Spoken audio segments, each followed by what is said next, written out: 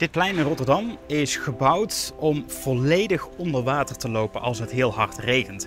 En op het moment van bouwen was dit het allereerste waterplein ter wereld. Dit is het Bentemplein in Rotterdam.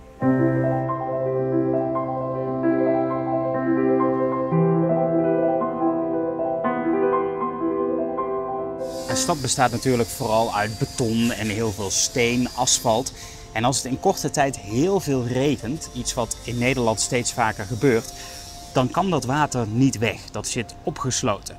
Nou, de riolering in zo'n grote stad kan niet zomaar aangepast worden, dus daar moest iets anders voor verzonnen worden. Samen met studenten, bewoners en ondernemers uit de buurt is dit waterplein bedacht. Nou, vroeger was het Bentemplein een groot, grijs, grauw plein, vooral bedekt met heel veel tegels.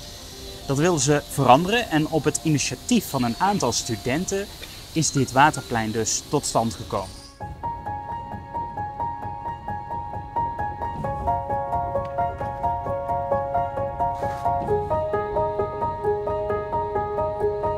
Maar wat is zo'n waterplein nou precies? Nou, in feite is het niks anders dan een stuk grond boven of onder de grond wat regenwater tijdelijk opslaat.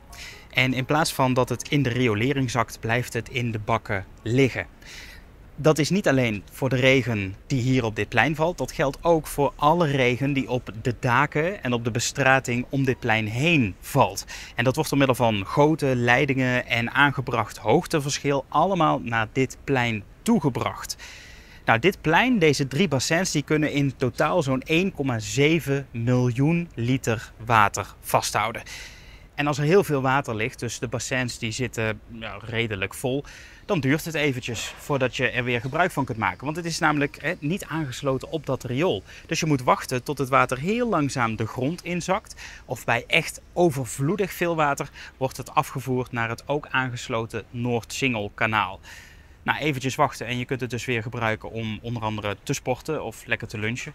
Leuk feitje trouwens, op dit plein is ook een kerk gebouwd. De Waterpleinkerk. Je verwacht het niet. Maar naast die kerk is deze waterfontein gebouwd. En die kunnen ze gebruiken als doopvont. En zo krijgt het water ook nog een andere betekenis.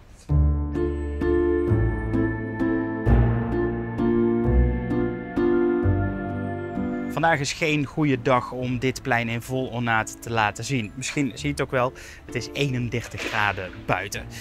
Dus ik ga ook niet in een stortbui filmen, dat snap je zelf ook wel. Maar ben jij dus ooit in Rotterdam en jij maakt zo'n immense, grote, hevige zomerse stortbui mee? Geniet ervan, haast je naar dit Bentemplein, want dan pas kun je zien hoe slim dit plein in elkaar zit. Ga ook meteen even naar weetjedatóókwéér.nl voor meer informatie over deze video's. Daar kun je ook lid worden, net als de mensen die nu in beeld staan hebben gedaan. Enorm bedankt en graag tot de volgende.